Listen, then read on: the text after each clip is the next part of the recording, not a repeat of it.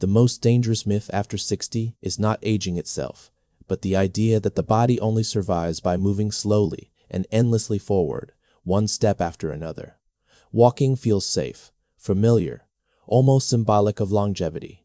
But the human body was never designed merely to drift through space.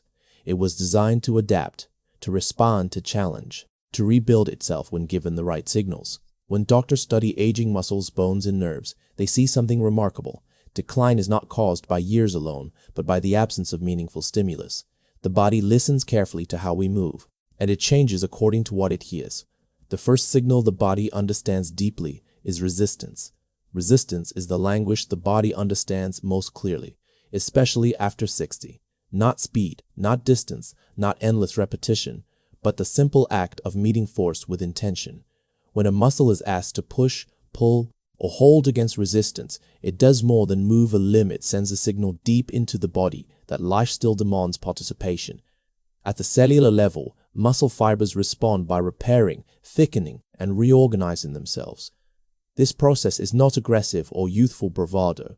It is quiet biological housekeeping, the body maintaining its own infrastructure because it has been given a reason to do so.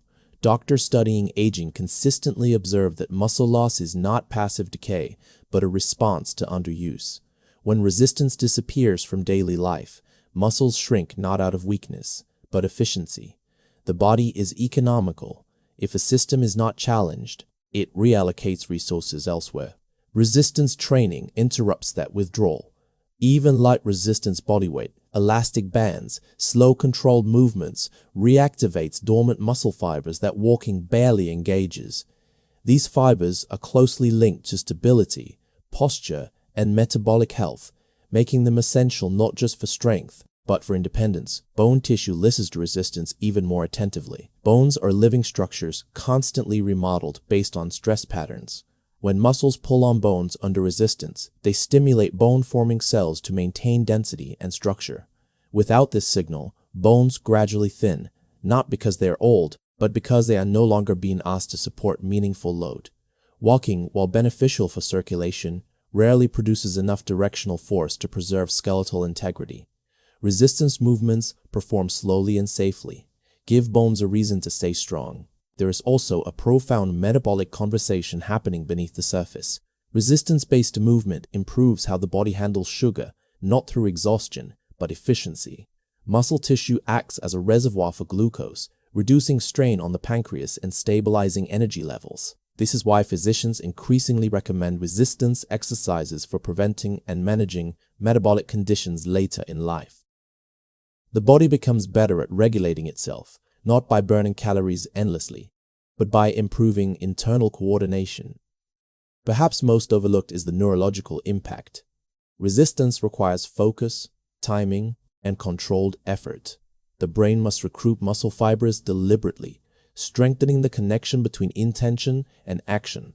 This reinforces neural pathways that support coordination and reaction time. Over time, this clarity of signal reduces the sense of fragility many people feel as they age. Strength becomes less about power and more about reliability. What makes resistance especially valuable after 60 is its adaptability. It does not demand speed, competition, or comparison. It meets the body where it is and asks for honest effort, nothing more.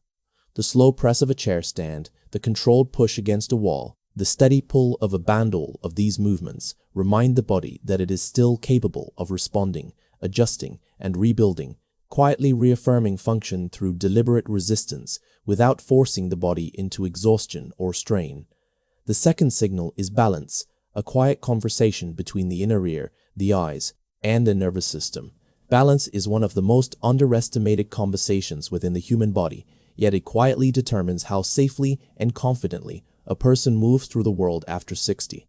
It is not merely the ability to stand upright, but a continuous dialogue between the inner ear, the eyes, the muscles, and the brain, all exchanging information in real time. When this dialogue weakens, the body does not fall because it is old, but because its internal systems are no longer synchronized. Walking, while rhythmic and familiar, rarely challenges this coordination enough to keep it sharp. As people age, balance declines primarily due to lack of stimulation, not irreversible damage. The nervous system is remarkably adaptable, even later in life, but it requires novelty and precision to stay engaged. Standing on one leg, shifting weight slowly, or navigating controlled instability forces the brain to refine its predictions about where the body is in space. These small challenges awaken sensory receptors in the feet and joints that are otherwise dormant during steady forward motion. Doctors understand that falls often occur not from sudden weakness, but from delayed responses when the brain receives information too late to correct posture. The inner ear plays a central role in this process, constantly monitoring head position and movement. When balance is trained deliberately, the vestibular system becomes more efficient at interpreting subtle changes in orientation. This improves the body's ability to recover from minor disturbances such as uneven ground or unexpected shifts in weight. Rather than bracing in fear, the body learns to adjust fluidly. This adaptability is not dramatic, but deeply protective, preserving autonomy and reducing injury risk. Balance training also reshapes confidence at a psychological level. Fear of falling often leads to reduced movement, which further weakens balance, creating a self-reinforcing cycle. Gentle balance exercises break this loop by restoring trust between mind and body. When a person feels their body respond reliably to instability, hesitation diminishes. Movement becomes exploratory rather than defensive. Physicians increasingly recognize that restoring balance is as much about perception as it is about strength. Neurologically, balance challenges stimulate regions of the brain responsible for spatial awareness and decision-making. These areas thrive on complexity. Slow, intentional movements that require correction and adjustment enhance neural plasticity, reinforcing pathways that support reaction time and coordination. Unlike repetitive walking, balance exercises demand attention, sharpening the mind while training the body. This integration of mental focus and physical control becomes especially valuable as multitasking and rapid adjustments are required in everyday life. Perhaps most importantly, balance training respects the body's need for gentleness while still providing meaningful challenge. It does not rely on force or endurance, but awareness, a controlled shift of weight, a moment of stillness, a careful step. These actions remind the body that stability is an active process, not a static state. Over time, this practice rebuilds a quiet resilience, allowing the body to respond gracefully to uncertainty rather than resist it, reinforcing equilibrium as a living skill that continues to evolve rather than fade. The third signal is mobility, the ability of joints to move through space without fear or stiffness. Mobility is often misunderstood as flexibility alone, but in the aging body, it represents something far more complex and essential. It is the capacity of joints to move freely through space while remaining supported, controlled, and pain-free. After 60, stiffness is frequently accepted as an unavoidable companion, yet from a medical perspective, it is more accurately a signal of reduced joint nourishment. Joints do not deteriorate simply because time passes. They lose vitality when movement becomes narrow, repetitive, or cautious to the point of avoidance. Within every joint is a living environment that depends on motion to stay healthy. Cartilage has no direct blood supply, relying instead on compression and release to circulate nutrients and remove waste. When movement becomes limited to predictable patterns like walking, this internal exchange slows. Gentle mobility movements, rotations, bends, controlled reaches restore this fluid flow. Doctors observe that joints exposed to varied, low-impact motion often remain functional far longer than those protected by inactivity. Motion, when deliberate and unhurried, becomes a form of joint nutrition. Mobility also reshapes how muscles cooperate around joints. Stiffness is rarely caused by a single tight muscle. It emerges from imbalance. Some muscles overwork to compensate for others that have grown dormant. Controlled mobility exercises reintroduce balance by asking joints to explore their full, natural range. This re-education allows muscles to share load more evenly, reducing strain and discomfort. The body responds not by resisting movement, but by organizing it more intelligently. There is also a neurological dimension that is often overlooked. The brain maintains a map of joint positions, constantly updating it through movement. When joints stop moving through certain ranges, those maps degrade. The result is not only stiffness, but uncertainty, where the brain hesitates to allow motion it no longer recognizes as safe. Gentle mobility restores these neural maps. Slow, repeated movements reassure the nervous system that range is still available, reducing protective tension that often masquerades as joint tightness. From a medical standpoint, mobility preserves independence in subtle but profound ways. Reaching overhead, turning to look behind, bending to tie shoes, these are not athletic feats, yet they define quality of life. When joints move comfortably, daily tasks require less effort and less thought.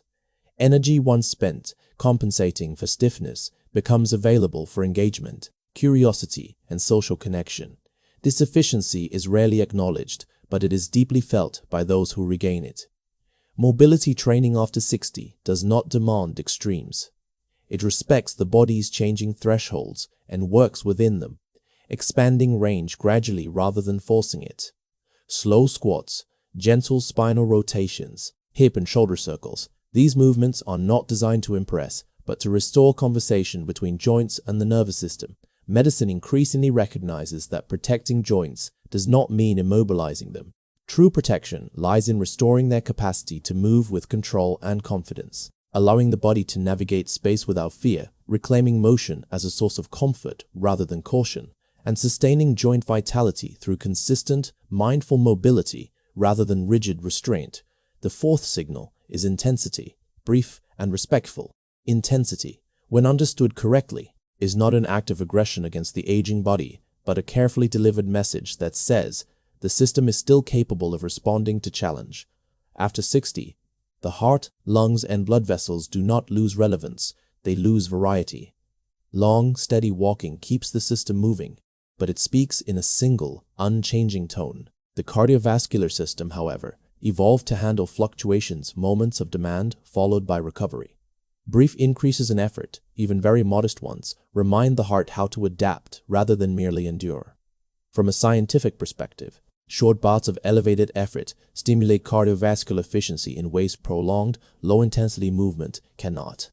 When the heart rate rises for a short period, blood vessels learn to dilate more effectively, improving circulation to muscles and organs. Oxygen delivery becomes more responsive, and the heart muscle itself maintains strength and elasticity. Physicians observe that it is not constant strain that preserves heart health, but controlled exposure to challenge followed by rest. This pattern teaches resilience rather than fatigue. Intensity also influences how the body regulates blood pressure. Gentle spikes in effort train the nervous system to manage pressure changes more smoothly, reducing exaggerated responses to stress. Over time, this improves autonomic balance, allowing the body to shift between activity and calm without overshooting. Walking at a constant pace rarely engages this regulatory mechanism. Short intervals of increased effort, such as climbing stairs deliberately or performing controlled faster movements, reintroduce this essential adaptability. There is also a metabolic dimension that becomes increasingly important with age. Brief intensity improves mitochondrial function, enhancing the cell's ability to produce energy efficiently. This does not require exhaustion. Even small increases in effort signal cells to maintain their internal machinery. Doctors recognize that fatigue in older adults is often linked not to lack of movement, but to lack of metabolic responsiveness. The body becomes less efficient when it is never asked to adjust. Psychologically, intensity restores a sense of capability. Many individuals after 60 unconsciously avoid exertion, equating effort with danger. This avoidance gradually narrows perceived limits. Carefully chosen moments of increased effort reverse this narrative. When the body responds without harm, confidence grows quietly. Effort becomes information rather than threat. This shift reduces anxiety around movements and encourages a more engaged relationship with physical activity. Crucially, intensity after 60 must be respectful and brief. It is not about pushing through discomfort or competing with younger versions of oneself. It is about creating moments where the heart beats a little faster, breathing deepens, and then settles back into calm. This rise and fall mirrors natural biological rhythms. Medicine increasingly supports this approach because it aligns with how the cardiovascular system was designed to function across the lifespan. When intensity is applied thoughtfully, it does not deplete the body, but refines it, reinforcing adaptability, efficiency, and trust in the body's ability to respond to life's demands rather than merely persist through them. The fifth signal is breath-guided movement, where motion and respiration slow the nervous system instead of stressing it. Breath-guided movement represents one of the most subtle yet powerful forms of physiological regulation available to the aging body. It operates at the intersection of motion, respiration, and the nervous system, influencing health not through force, but through timing and awareness. After 60, many people continue to move while unconsciously holding their breath or breathing shallowly, placing the body in a constant low-grade state of stress.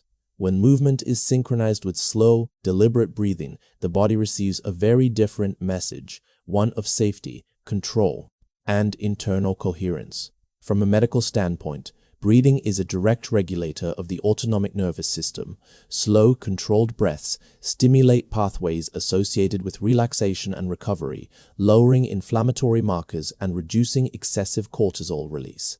When paired with gentle movement, this effect multiplies. Muscles release unnecessary tension, blood vessels widen, and circulation improves without strain. Doctors increasingly recognize that chronic tension, not weakness, is a major contributor to pain and fatigue in later life. Breath-guided movement addresses this root cause quietly and effectively. The cardiovascular system responds particularly well to this integration. Coordinated breathing improves oxygen exchange, allowing the heart to work more efficiently.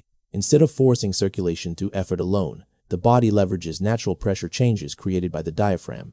This reduces cardiac workload while enhancing endurance. Walking alone may elevate heart rate, but without conscious breathing, it rarely optimizes this internal efficiency. Breath-guided movement transforms simple actions into supportive cardiovascular training. Neurologically, breathing anchors attention in the present moment. When breath and movement are aligned, the brain shifts away from threat-based vigilance towards sensory awareness. This calms overactive stress circuits and improves proprioception, the body's sense of itself in space. For older adults, this awareness is essential. It sharpens coordination, improves balance, and reduces the likelihood of sudden, uncontrolled movements. Physicians observe that calm, attentive movers experience fewer injuries, not because they move less, but because they move with greater internal clarity. There is also a psychological restoration that occurs through breath-guided movement. Aging often brings a sense of loss of speed, of strength, of certainty. Conscious breathing reintroduces agency. Each breath becomes a choice, each movement a deliberate act rather than a reflex. This reframes exercise as dialogue rather than obligation. The body is no longer something to be pushed or corrected, but something to be listened to. Breath-guided movement does not demand complexity. Slow squats paired with steady exhalations, gentle reaches coordinated with inhalation, controlled transitions from sitting to standing, all of these movements become profoundly therapeutic when breath leads motion. Medicine increasingly acknowledges that healing does not always require intensity or volume. Sometimes it requires coherence. When breath and movement align, the body operates as an integrated system rather than isolated parts, restoring a sense of internal rhythm that supports resilience, emotional stability, and physical ease. Allowing movement to become not only a means of maintaining health, but a quiet practice of self-regulation that honors the body's need for calm engagement rather than constant exertion.